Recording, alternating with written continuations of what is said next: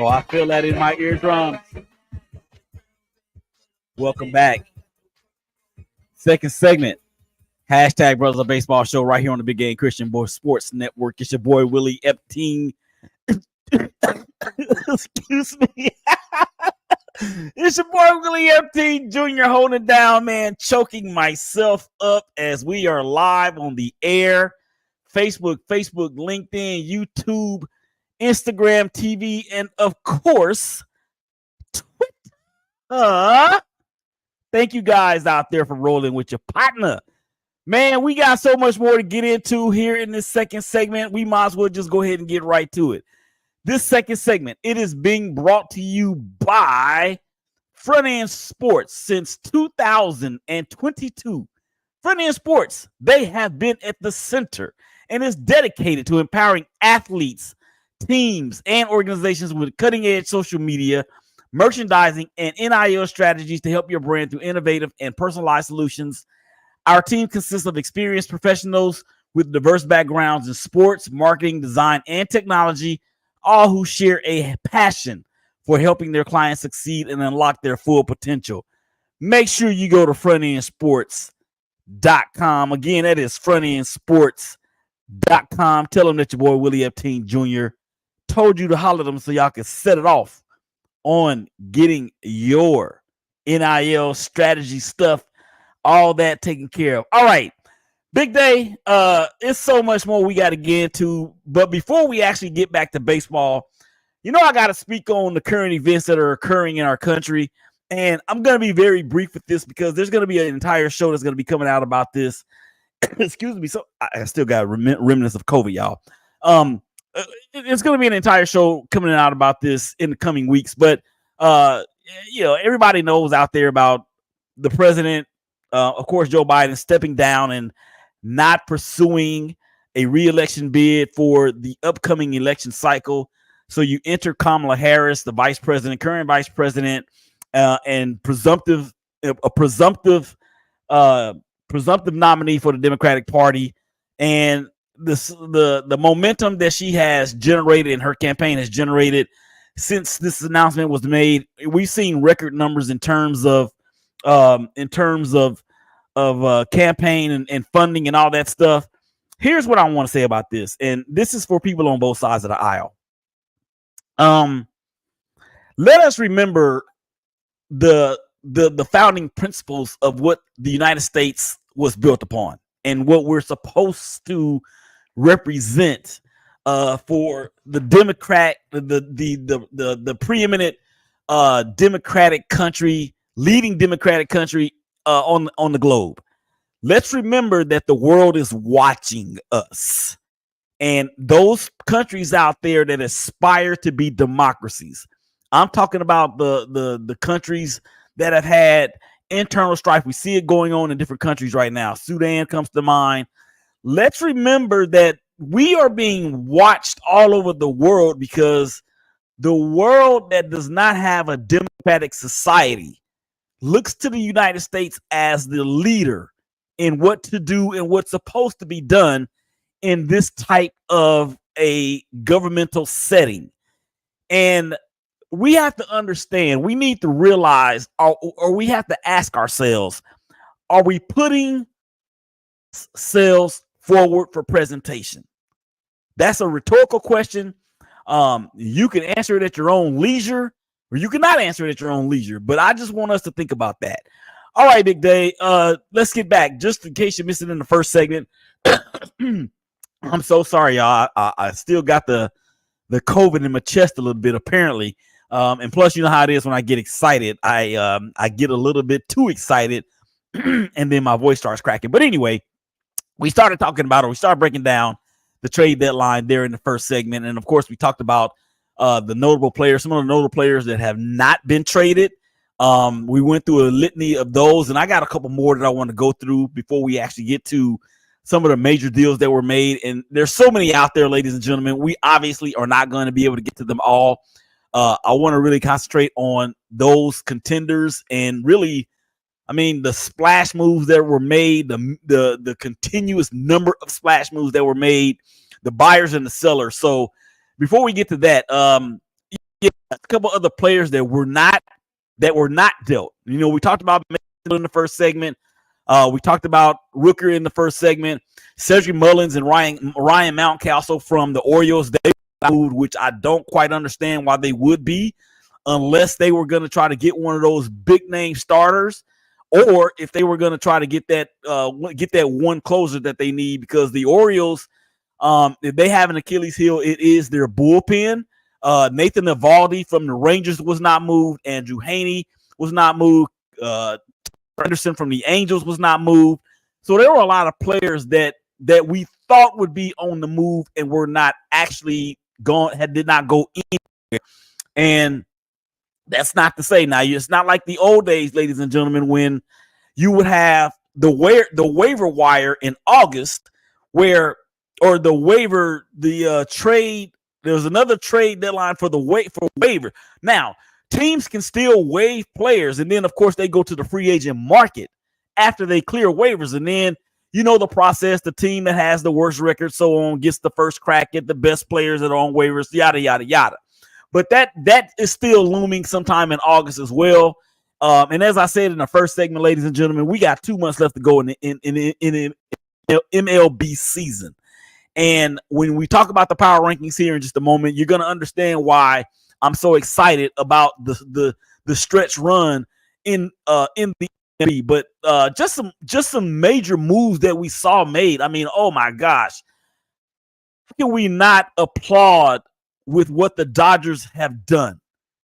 The Dodgers, who obviously feel as though Shohei Ohtani and Freddie Freeman and Mookie Betts and Will Smith and whoever else, DJ Jazzy Jeff, Uncle Phil and Bill, all of them, they must feel as though those players are not enough, because all they did on deadline day was to go out and get yet another starting pitcher, this time from the Detroit Tigers, and Jack Flaherty. The rich get richer. The rich get richer. How about freaking the Padres, who look like they made the most deals out of any team that's in contention?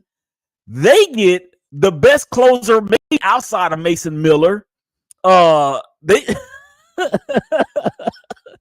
they get the closer from the Marlins, one of the best in the league, as a matter of fact. And for them, they are in a position to where I don't think they're going to catch the Dodgers. They have played very well since like the first, or since like maybe the second week prior to the All-Star deadline. And now they are in a position to where they are firmly entrenched in one of those wild card spots. And again, the excitement continues because of what it's like out there in the National League to gain one of those wild card spots. Also, when you talk about the Orioles, we just talked about it a second ago with Mountcastle and with Cedric Mullins. They went out and got some bullpen help from the Philadelphia Phillies and Gregory Soto. Now, he's not a closer, but he's a formidable left-handed arm that's going to fit well in that rotation for a squad that has Craig Kimbrell as their closer. Holy smokes. And Craig Kimbrell, ask the Philadelphia Phillies fans about him. Even though he is one of the all-time leading savers in the history of the game, his last few years, ladies and gentlemen, they have not been that great. I'm just telling you right now. Let's see. The Los Angeles Dodgers continue. They get Kevin Kiermaier in a deal with the Toronto Blue Jays. The rich continue to get richer. The Baltimore Orioles, not only did they add Soto, they add Eloy Jimenez from the Chicago White Sox. Another bat in a lineup that is already stacked with Gunnar Henderson and Adley Rutschman and Ryan Mountcastle and Anthony Santander and the rest. How about the Pittsburgh Pirates? And I'm really pulling for the Pittsburgh Pirates, y'all. I really am, because Paul Skeens, in only 10 career starts, already has more than 100 strikeouts.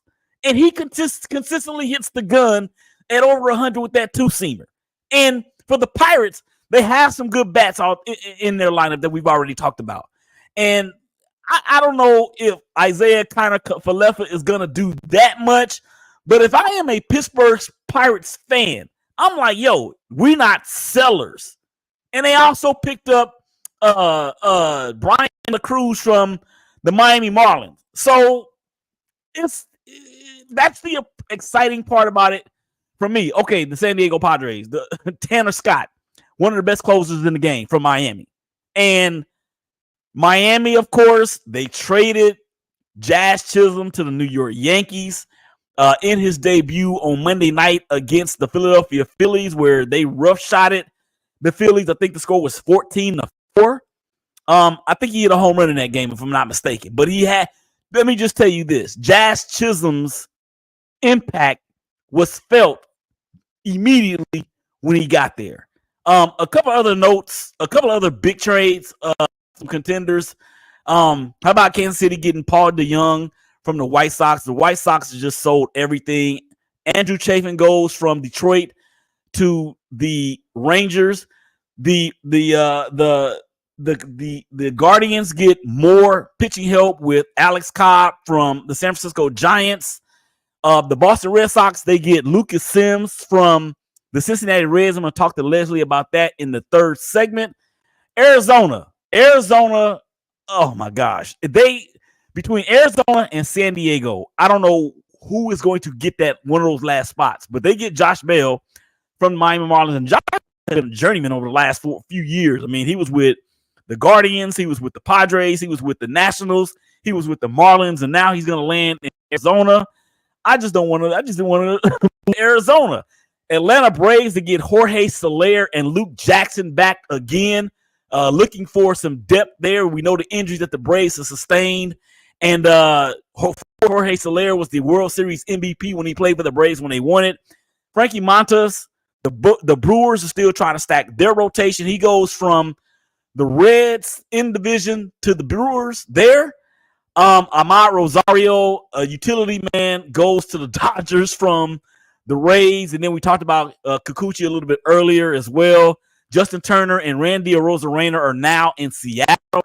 So the Seattle Mariners have been caught by the Astros, and now they're trying to make some moves. Now, the three-team deal that took place on Monday, Tommy Edman and Michael Kopech go to the Dodgers. Again, they continue to get rich. One of the best pitchers that was out there, Ed Freddy, goes from Chicago to – listen, they also get Tommy Pham, who's back there again with those Cardinals. Eric Fedde, he's going to inject some much needed energy into that Cardinals rotation. Michael Lorenzen goes from Kansas City to the Rangers. And that is all I am going to talk about now. Jesse Winker goes to the Mets. So yeah, so many moves out there, man. So many moves. Zach Eflin, that's another big one, goes to the Orioles from the Tampa Bay Rays. Actually, Austin Hayes goes from Philly to Philly from Baltimore. So there is the stretch nothing less than sensational. Okay, I got 5 minutes left to go in the segment. Big day, we got to get to these power rankings, and we got to get to them in a hurry. So with that being said, let's go. Big day, hit the music. All right, again, top 5 American League, top 5 National League, just a bit outside in both leagues. Hashtag Jabo, that's what that is. And then we have the top 10 in the majors. Big day, let's go. Number 5 in the American League, we have the Astros of Houston, that is, as they have, I just said, caught the Seattle Mariners, are now, as of tape time, tied with the Mariners atop the American League West. Number 4, the Minnesota Twins. The Minnesota Twins didn't do anything real at the deadline either, which is kind of surprising. Let's see what Byron Buxton can, if he can stay healthy. Royce Lewis and all those other guys out there. New York Yankees come in at number 3. The Yankees, we know that they're a little bit injured. Vino out. Garrett Cole is still making his way back. We just talked about Jazz Chisholm there. Giancarlo Stanton is out. Number 2, the Baltimore Orioles. They're still right there. And then the number 1 team in the American League continues to be the Cleveland Guardians, who again made a move at the deadline as well. Jose Ramirez, Is he going to be an MVP for the American League? I think Aaron Judge may have something to say about that, just depending on where the two teams finish in the division. All right, back again. Houston Astros, number 5. Number 4, we have the Minnesota Twins. Number 3, we have the New York Yankees. Number 2, the Baltimore Orioles, and the number 1 team in the American League. What up, Rachel? What up, Kate? What up, Brandy? What up, Sapphire? The Cleveland Guardians, Cuyahoga County, man. Y'all stand up out there. Just a bit outside, hashtag Jabo. We've got the Seattle Mariners. We've got the Kansas City Royals, Bobby Witt Jr. He's a beast. We have the Boston Red Sox. And yeah, we got the Tampa Bay Rays, even though they did do some selling. I'm going to keep them here just for another week to see how they perform over that period of time. All right, let's swing it over to the National League real quick. Number 5, the San Diego Padres. Don't look, or let me put it this way. Don't expect for the Padres to fall from this position going forward for the rest of the season. They're either going to stay put or they're going to move up. And they're in a dogfight. They are in a dogfight for one of those wild card spots. And the number 4 team, the Atlanta Braves. The Atlanta Braves, we know about they had. We just talked about Soler going back there. Maybe they can capture that magic that they had with him in a bottle for the remainder of the season. I'm telling you right now, if the Braves, with everything that they had going on this year, are able to make a move and make a deep run into the playoffs, it's going to be phenomenal. All right, number 3, we have the Milwaukee Brewers. Steady. Number 2, the Los Angeles Dodgers. They made those moves. They had their eyes on the Phillies. And of course, the number 1 team is the Philadelphia Phillies. All right, number 5 again, San Diego Padres, Atlanta Braves, Milwaukee Brewers, Los Angeles Dodgers, and the Philadelphia Phillies. Just a bit outside, we have the Arizona Diamondbacks, the New York Mets, the St. Louis Cardinals, the San Francisco Giants, and the Pittsburgh Pirates. Top 10 in the majors. Number 10, the San Diego Padres. Number 9, the Houston Astros. Number 8, the Minnesota Twins. Number 7, the Atlanta Braves. The number 6 team is the Milwaukee Brewers. Number 5, I've got the New York Yankees. Number 4, the Baltimore Orioles. Number 3, the Los Angeles Dodgers of LA County. The Cleveland Guardians check in as the number 2 team in all of baseball. And what a series between Philadelphia and New York in the middle of the week. And then the number 1 team, of course, is the Philadelphia Phillies. One more time, real quick, Big Day, before we get out of here. San Diego, Houston, Minnesota, Atlanta, Milwaukee, Yankees, Orioles, Dodgers, Guardians, and Phillies. Come on back to the other side of the break. The hashtag Sissy of Baseball, Leslie Duncan, she's in. We're going to talk about those Bo Sox. Big Day, Willie Epting Jr., hashtag Brothers of Baseball Show. Y'all coming back and holler at us.